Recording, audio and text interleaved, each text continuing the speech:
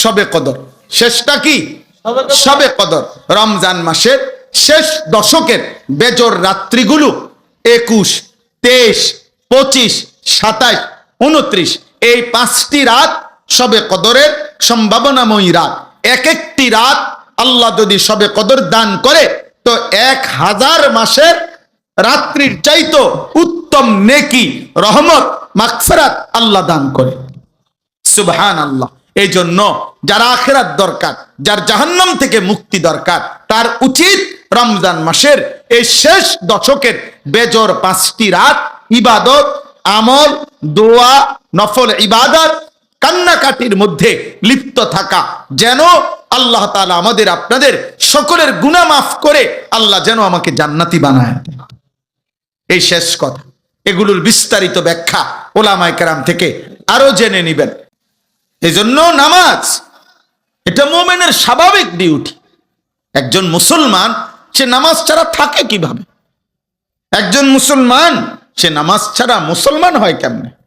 একজন মুসলমান সে নামাজ ছাড়া মুসলিম পরিচয় দেয় কেমনে? ছি ছি ছি ছি বেটা, আফসোস বেটা। এই জন্য 5 ওয়াক্ত নামাজ এখন থেকে শুরু করো, আজকের থেকে।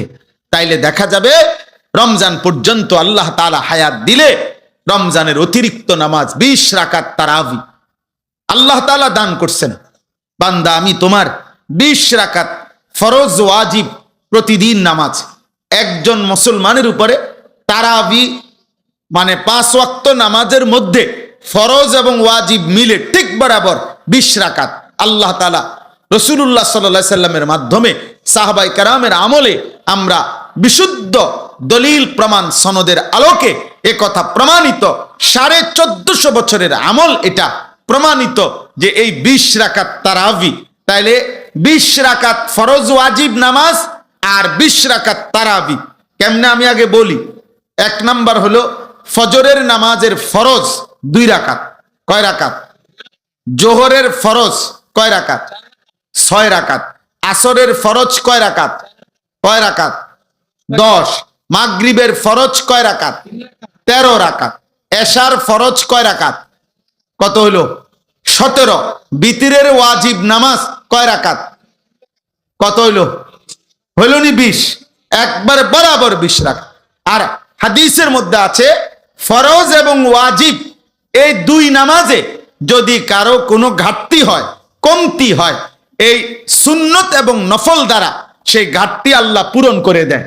এজন্য আজকের সারা দিনে বান্দা যেই 20 রাকাত 5 ওয়াক্ত নামাজের মাধ্যমে ফরজ ওয়াজিব আদায় করেছে, এই 20 রাকাত ফরজ এবং ওয়াজিবের মধ্যে যে ঘাটতি কমতি হয়েছে, যে ঘাটতি, তো আল্লাহ তাআলা রাত্রিবেলা 20 রাকাত তারাবির মাধ্যমে রমজানে তা পূরণ করে।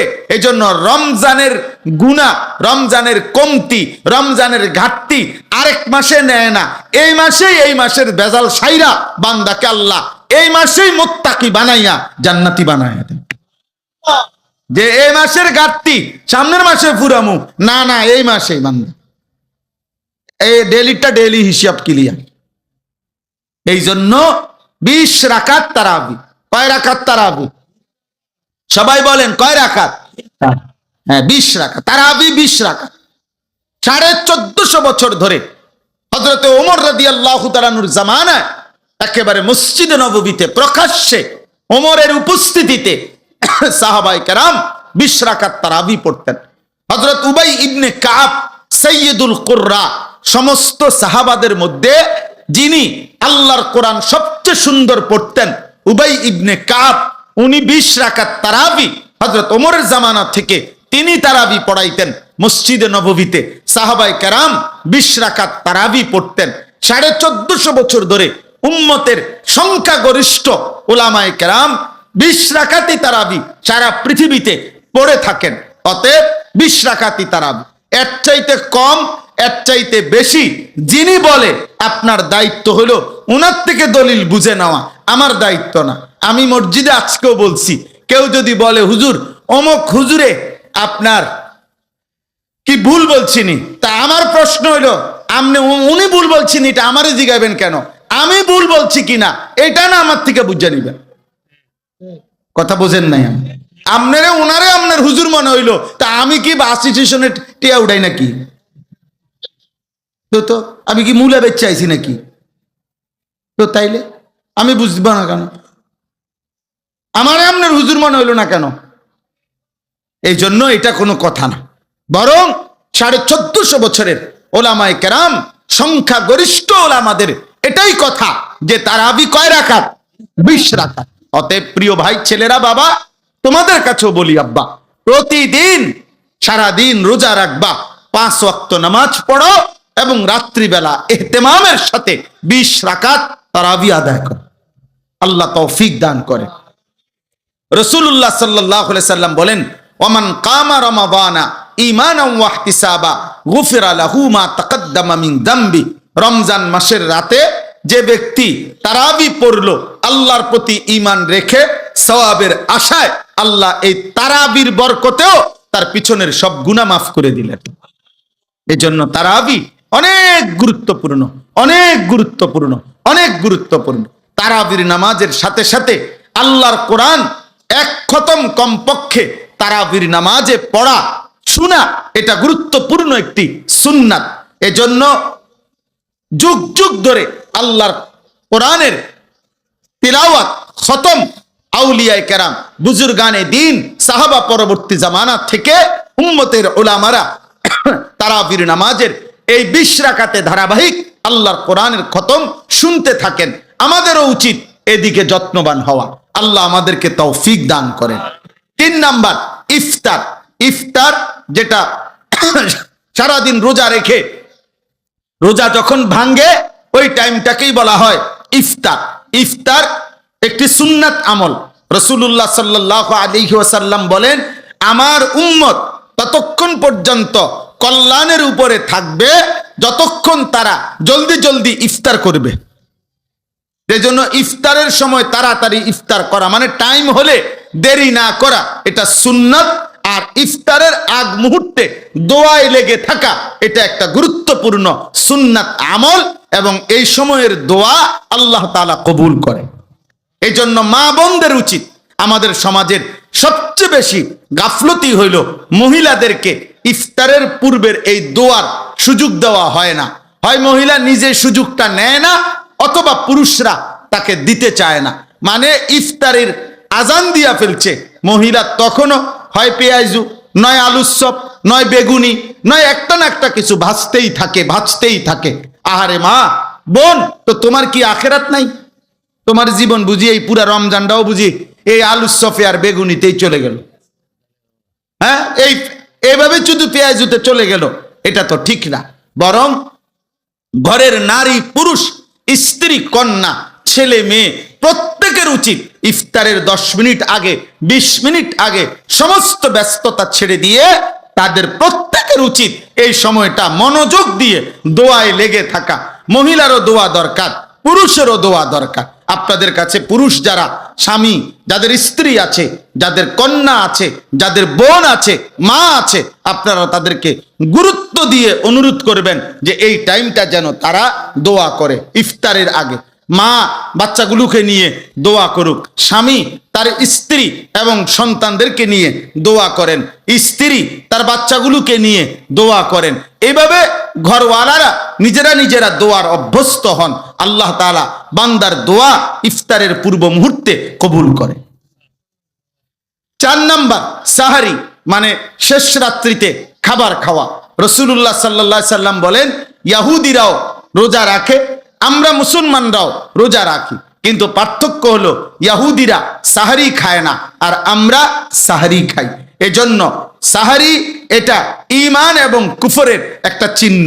মানে বেঈমানরা, ইহুদিরা রোজা রেখে কিন্তু সাহারি খায় না, ঈমানদার মুসলমান রোজা রাখে, সাহারি খায়।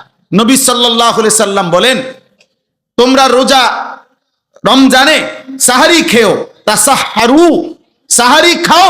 কেন? ফা ইন্না ফিস সাহুরে বারাকা, শুনে নাও যে নিশ্চয়ই সাহারির মধ্যে তোমাদের জন্য বরকত রয়েছে। তাহলে সাহারি শুধু খাবার না, সাহারি একটা ইবাদত। সাহারি একটা কি বলেন না? ইবাদত। ইফতার শুধু খাবার না, ইফতার একটা কি ইবাদত। তাইলে কয়টা হইলো? 4টা। রোজা, তারাবি, ইফতার, সাহারি। আর 5 নাম্বার হলো এতেকাফ। রমজান মাসের শেষ দশকে, শেষ 10 দিন আল্লাহর ঘর মসজিদে এতেকাফ করা। আল্লাহর নবী সাল্লাল্লাহু আলাইহি ওয়াসাল্লাম মদিনার মধ্যে মোট 10 বছর ছিলেন। 10ম বৎসর ইন্তেকাল করছেন। এই জন্য পুরা বছর হিসাবে 9 বছর, আর 10 নাম্বার বছর ইন্তেকাল করেছেন। এই জন্য নবী সাল্লাল্লাহু আলাইহি সাল্লাম মদিনার 9 বৎসরে কোন বছর রমজানের শেষ দশকে মৃত্যু পর্যন্ত তিনি এতেকাফ ছাড়েন নাই। আল্লাহর নবী সাল্লাল্লাহু আলাইহি সাল্লাম প্রত্যেক বছর রমজানের শেষ 10 দিন এতেকাফ করতেন। এর মধ্যে নবীজি সাল্লাল্লাহু আলাইহি সাল্লাম প্রথম বছর পুরা 1 মাস, ওই শার্টওয়ালা ভাই তুমি মোবাইল টিপো না, ওই ছেলে ভাইয়া তুমি বাইরে চলে যাও, ভাই তো হাসো না, ব্যাককলের মতো হাসো কেন? তুমি বাইরে যাও, আব্বা মোবাইল টিপতে তো মানা নাই, বাইরে যাও। আস্তাগফিরুল্লাহ, আস্তাগফিরুল্লাহ। আরে ভাইয়া বাইরে গিয়া মোবাইল টিপো, আমি তো তোমারে বাধা দিচ্ছি না। জি চলো ভাই। তা এরপরে কি বললাম? এতেকাফ, রমজান মাসের শেষ দশক এতেকাফ করা। রাসূলুল্লাহ সাল্লাল্লাহু আলাইহি সাল্লাম প্রথম বছর এতেকাফ করেছেন পুরা 1 মাস, পুরা রমজান। আর ইন্তেকাল করেছেন যেই বছর, ওই বছর এতেকাফ করেছেন 20 দিন। তাহলে কখনোই তিনি এতেকাফ ছাড়ে নাই। আর বরঞ্চ 1 বছর এতেকাফ করছে পুরা 1 মাস, আর শেষ বছর এতেকাফ করছে 20 দিন। তাহলে ছেড়ে দিছে কোন বছর? কোন বছর ছাড়েন নাই কখনো তিনি। এবং আল্লাহর নবী সাল্লাল্লাহু আলাইহি সাল্লামের স্ত্রী আম্মা জান আয়েশা রাদিয়াল্লাহু তাআলা আনহা বলেন যে আল্লাহর নবী মৃত্যু পর্যন্ত এতেকাফ করেছেন, এবং নবীজির পরে নবীজির সকল বিবিগণ ওনারাও মৃত্যু পর্যন্ত, নবীর স্ত্রীগণও এতেকাফ করেছেন। এতেকাফ নবীর বিবিগণও ছাড়েন নাই। তাহলে যেটা এত গুরুত্বপূর্ণ, আমাদের সমাজে এই ব্যাপারে প্রচন্ড পরিমাণ গাফলতি। নবীজি সাল্লাল্লাহু আলাইহি সাল্লামের ভালোবাসার দাবিদার অভাব নাই, কিন্তু আল্লাহর নবী কোনোদিন মৃত্যু পর্যন্ত এতেকাফ ছাড়ে নাই। আপনি আমি কোনোদিন করি নাই, তাহলে নবীর সামনে দাঁড়াইবেন কেমনে? তিনি যদি বলে যে উম্মত আমি কোনোদিন ছাড়লাম না, তুমি কোনোদিন করলা না, তো তুমি আমার লগে মহব্বতের কেমনে মিলল? এই জন্য একজন ইমানদার 2013 সালে আমার শায়েখ আল্লামা মুফতি মুশতাকুন নবী কাসেমি হুজুর আমারে বলছিলেন এই কথাইটা 13 সালে, আজ থেকে প্রায় কত 13 বছর আগে। তখন হুজুর আমারে বলছিলেন, মাওলানা নবী কখনো এতেকাফ ছাড়ে নাই, আপনি কখনো এতেকাফ তখন বলছিল করেন নাই, কেমনে বলবেন? নবীজির সামনে কি জবাব দিবেন? সেই দিন থেকে আলহামদুলিল্লাহ আমি গত বছর পর্যন্ত আর কোনোদিন আমার এতেকাফ ছোটে নাই। এবং এবছরও আল্লাহ হায়াত দিলে পূর্ণ নিয়ত আছে। আমরা গত বছরও আমাদের শায়েখ আল্লামা মুফতি মুশতাকুন নবী কাসেমি হুজুরের মাদ্রাসার মসজিদে, 5 তলা মসজিদে প্রায় 1150 লোক এক মসজিদে একসাথে এতেকাফ করছে। 1150-এর উপরে হবে। হ্যাঁ, সারা বাংলাদেশ থেকে আল্লাহর বান্দারা প্রতি বছর একসাথে আমাদের সাথীরা আসে এতেকাফ করার জন্য। এই বছর ইনশাল্লাহ এমন হবে, আশা করি, আল্লাহ চাহে। তো ভাই বলতেছিলাম যে এতেকাফ একটি গুরুত্বপূর্ণ আমল। যুবক ভাই তোমরাও চেষ্টা করলে রমজানের শেষ 10 দিন আল্লাহর ঘরে এতেকাফে বসতে পারো। নিজ নিজ মহল্লার মসজিদে এতেকাফ করবা, নামাজ পড়বা, জিকির করবা, তিলাওয়াত করবা, মসজিদে 10টা দিন আল্লাহর ঘরে কাটাইবা। দেখবা কলিজার মধ্যে নূর আসবে, আখিরাতের মহব্বত আসবে, আল্লাহর ইবাদত করার প্রতি নতুন প্রেরণা জাগবে। আমি আবারও বলতেছি ছেলের আব্বা, একটা মানুষের জীবন সুস্থ স্বাভাবিক জীবন 24 ঘন্টায় খামখেয়ালি। আমি রীতিমতো মঙ্গলবার, বুধবার, বৃহস্পতিবার এই 3 দিন, সোমবার রাতেও আমি পূর্ণ 3টা মাহফিল করছি, কিন্তু মঙ্গলবারের মাহফিল আর করতে দেয় নাই বিজিবিরা। তো এই 3 দিনের মাহফিল আমার ছিল না, বাসায় ছিলাম আমি এই গত 3 দিন। আমি রীতিমতো হাঁফাইয়ে গেছি। মানে আমার কাছে মনে হয়েছে যেন এটা একটা আসমান জমিন বোঝা আমার উপরে, হায় হায়, আজ 3 দিন আমার কোনো কাজ নাই, আমার এটা মাথাতে ধরে না, আমার এটা বুঝেই ধরে নাই, বুঝেই ধরে নাই। এই জন্য দোস্ত, একজন সুস্থ মানুষ, স্বাভাবিক মানুষ, যে পাগল না, মাতাল না, সুস্থ মানুষ, খোদার কসম একটা না এভাবে ঘন্টার পর ঘন্টা শুধু মোবাইল টিপে, শুধু নারী দেখে, শুধু ছবি দেখে, শুধু নাচে গায়ে ফুর্তি করে, শুধু বন্ধুদের সাথে আড্ডা দেয়, এত পাগল মানুষ কেমনে হয় আমি এটা বুঝি না। আমি বহুত চিন্তা করছি, এমন তার সিরা মানুষ হয় কেমনে, আমার এটা মাথার ধরে না। কোন সুস্থ স্বাভাবিক মানুষ আমার দৃষ্টিতে এমন বেওকুফ, এমন বেকার, এমন অলস, এমন অকর্মণ্য মানুষ হইতে পারে না। কি আশ্চর্য কথা, এটা কিভাবে সম্ভব আব্বা? বলো না ভাই, কিভাবে সম্ভব? বলো কিভাবে সম্ভব? এই জন্যই তোমরাই শোনো, দয়া করে তোমরাই ভাবো, একটা ছেলেই ভাবো, এমন সুন্দর হায়াত, এমন জীবন, এমন যৌবন বেহুদা নষ্ট করুন, আল্লাহ তৌফিক দান করেন। তাইলে এতেকাফ, বাবা চাচা যারা আছেন আপনাদেরকে বলি, চাচা আপনারা এতেকাফ করেন। গ্রামের, আমাদের গ্রামগুলোতে একটা নিয়ম বানায় নিছে, গ্রামের সবচেয়ে অসল, দুর্বল, 80-90 বছর, 100-200 বছর বয়স, এরম বুড়া একবারে জীবনের আশা ভরসা ছেড়ে দিছে এমন একজন অসল মিয়ারে 4 জনে দরাদরি করে আইনা মসজিদের মধ্যে হোতাইয়া দিয়া রাখে, চাচা আমনে কষ্ট মষ্ট কইরা এই 10 দিন আমাকে ইজ্জত রক্ষার্থে শুধু মারা যাবেন না, কষ্ট করে বাচ্চা থাকবেন, মসজিদে শুধু হইতে থাকবেন। আমনের এটা এতেকাফ না, এটা হলো হোতাকাফ, মানে শুয়ে থাকবেন আর কি, এখানে কোন রকম জান্ডা লইয়া ফিরে থাকবেন, শুধু ফিরে থাকবেন। আহা, প্রয়োজনে আমনে কানে কানে বলে দিছে কিছু দিমু, খুশি করে দিমু, বাজ্যে ভাই সময় কি করে দিব, খুশি করে দিব। আস্তাগফিরুল্লাহ। না, আমাদের প্রত্যেকের উচিত, যদি বলেন হুজুর কিছু লোক এতেকাফ করলে চলে একটি গ্রামে, তো সেই কিছু আমি হব না কেন? আজীবন কিছু অন্য কেউ হবে কেন? আমি হব কোন দিন? নবীজি কি কিছু লোক বলে নবী নিজেকে বাদ দিছিলেন? সাহাবারা বাদ দিছিলেন? আল্লাহ আমাদেরকে তৌফিক দান করে। সর্বশেষ কথা হলো শবে কদর। শেষটা কি?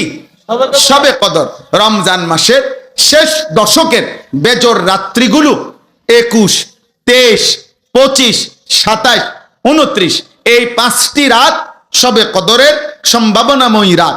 এক একটি রাত আল্লাহ যদি শবে কদর দান করে, তো 1000 মাসের রাত্রির চাইতো উত্তম নেকি, রহমত, মাগফিরাত আল্লাহ দান করে। সুবহানাল্লাহ। এই জন্য যার আখিরাত দরকার, যার জাহান্নাম থেকে মুক্তি দরকার, তার উচিত রমজান মাসের এই শেষ দশকের বেজর 5টি রাত ইবাদত, আমল, দোয়া, নফল ইবাদত, কান্নাকাটির মধ্যে লিপ্ত থাকা, যেন আল্লাহ তাআলা আমাদের আপনাদের সকলের গুনাহ মাফ করে আল্লাহ যেন আমাকে জান্নাতি বানায়। এই শেষ কথা, এগুলোর বিস্তারিত ব্যাখ্যা উলামায়ে কেরাম থেকে আরো জেনে নিবেন।